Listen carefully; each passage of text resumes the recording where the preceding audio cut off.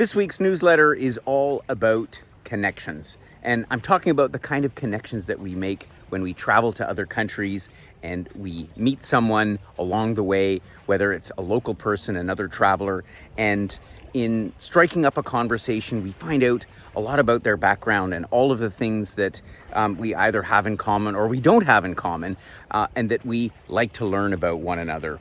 I can give a great example of this. One of our members who's actually here with us in our yoga wellness program that is coming to an end in a few days, she came to Wheel and Anchor because she met another one of our members at a shoe store in Italy who was participating in our Live Away program in Tuscany at the time. And literally, they just overheard each other's conversation. And next thing you know, they were talking about travel and they became fast friends and have already participated in a couple of trips with us together and will probably continue on traveling, whether it's with us or on their own. And this is really the beauty of sort of going a little bit outside of your comfort zone and striking up a conversation with somebody that you might not otherwise think about talking to. I always think about when we fly. So often we sit down in an airplane seat next to someone, and more often than not, I don't know about you, but I often will just sort of sit in my own space and not even say anything to the person for the whole length of the flight.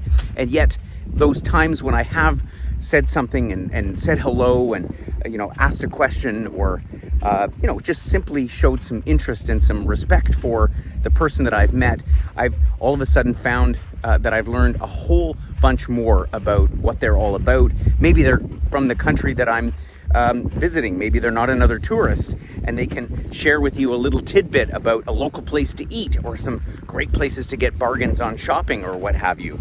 Connections is really, I think, the perhaps best outcome from traveling around the world. It's not necessarily about going to see the Eiffel Tower or the Great Wall of China, although that is often the reason that we go and travel, but the surprise element, the one that you can't necessarily anticipate, is the connections that we make along the way. So the next time you're out there traveling, and for those of you that are currently traveling, maybe you're sitting down in a restaurant somewhere or you're reading this in a cafe, but look around and say hello to somebody and strike up a conversation. You never know what might happen.